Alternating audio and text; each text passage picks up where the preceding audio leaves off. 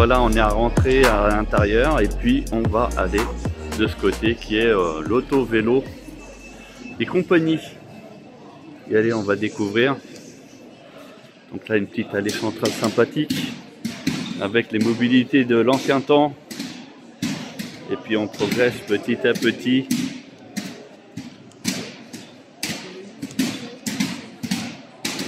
Voilà. Donc bien sûr les moteurs thermiques. Donc les toutes premières versions à vapeur, bien sûr. Et on va rentrer à l'intérieur.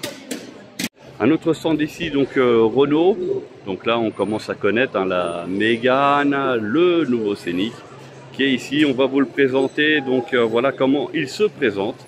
Donc avec une calandre complètement fermée mais qui donne l'impression d'être ouverte. Avec des éclairages très discrets. Donc ici au niveau tarif, voilà ce que ça donne. Donc le modèle exposé, donc il est à 46 990. Voilà. Et puis donc on voit déjà les poignées qui sont ressorties. Donc si on tire, voilà, on a accès. Donc siège électrique ici. Donc là, on sent que c'est un plastique, imitation cuir. On le sent directement au toucher. Au niveau de la partie intérieure, on a un volant multifonction qui a l'air d'être assez complet. Alors par contre, là chez Renault, où ils ont bien joué, c'est au niveau du cockpit, où on a le GPS en plein en face. Et ça devrait être quelque chose que tous les constructeurs devraient mettre en place. Par contre, le levier de vitesse, c'est horrible. Je ne sais pas quel est l'ingénieur qui a pondu ce truc là, mais il aurait dû être absent ce jour-là. Parce que regardez, c'est une grosse manette ici qui est énorme. Alors au niveau de la batterie, on est combien? À 100%, elle est affichée à 518 km. Ok. Bon, la manette ici, hein, vous avez compris, ils auraient pu faire un système par ici, ou même ici. Enfin bref. Donc il y avait moyen de faire quelque chose. Bon, il vient de s'éteindre et s'est mis en économie d'énergie. Hein, le truc, il doit tourner toute la journée, certainement. Des touches ici, piano. Donc ça, c'est bien vu en accès direct. Ça va très bien. Commande au volant. On a les commandes au volant pour tout ce qui est multimédia. Et puis ici, donc les commodos d'essuie-glace avant et arrière. De l'autre côté, on a commodo, pareil, des éclairages. On a des palettes au volant, donc pour la régénération. Donc beaucoup vont apprécier parce que c'est pas mal. Donc ici, comme vous pouvez voir. Et ici, c'est vraiment là ce qui fait vraiment tâche sur ce Scénic, c'est ce levier de vitesse qui est pas terrible. Au niveau de l'aspect intérieur, ils ont feutré la partie intérieure, chose, je crois que c'est même inédit aujourd'hui chez Renault. Avant, c'était plastique rigide sur toute la quantité. Voilà, c'est molletonné, c'est pas mal. Avec une finition assez intéressante au-dessus, qui est pas vilain, il faut reconnaître. Après, on a des sièges qui sont très bien dessinés et qui maintiennent très bien, avec un toit panoramique qui ne s'ouvre pas, mais qui a l'avantage par rapport à une certaine concurrence de ne pas avoir de poutre qui coupe le toit. Donc ça, c'est bien. Alors, c'est un toit qui est un peu opaque, ça veut dire que on ne voit pas ce qui se passe de l'intérieur vers l'extérieur, mais inversement également. Donc ça peut être un peu dommage. Bon, ça fait par contre de la lumière. Ça. Et après, on passe à la partie arrière.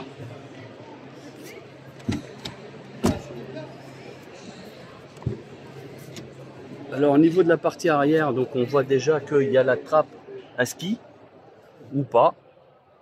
Attendez, je me suis peut-être un peu avancé. Bon, déjà, il y a 2 USB qui sont ici au niveau de la coudoir. Donc ça, c'est déjà pas mal. Ah, et puis, voilà, parce que ça, c'est la finition, en fait. On a donc des portes gobelets, portes stylo. Donc ça, c'est bien. On a ici, donc, on dirait que ça s'ouvre. Mais il faut trouver le moyen de l'ouvrir. Ou alors, c'est moi qui m'y prends mal. Non, je pense qu'il y a moyen d'ouvrir. Hein, on va regarder. Bon, l'assise toujours aussi bien. L'intérieur, il y a bien de l'espace. Donc ça, c'est bien vu aussi. Avec éclairage d'ambiance que vous pouvez voir là, qui fait tout le tour du véhicule. Donc ça, c'est bien. Au niveau, donc vu comme ça, voilà ce que ça donne. Voilà, et le toit panoramique. Donc ici, qui reste blanc. Alors au niveau de la partie arrière, voilà ce que ça donne, coffre fermé. Donc ce Scénic a des bons traits. Vas-y, ouvre le coffre. Bon, bah j'allais dire qu'un enfant peut l'ouvrir, mais a priori il ne trouve pas. Je suis obligé de lui donner un coup de main. Alors, qu'est-ce qu'on a? Bah, on a un coffre quand même assez intéressant. Alors ce qui est dommage, c'est que le seuil est quand même un peu élevé. Pour mettre des valises un peu lourdes, ça peut être handicapant. On a le siège, donc il est, vous voyez les découpes hein, en fait. Donc on peut partir au sport d'hiver avec.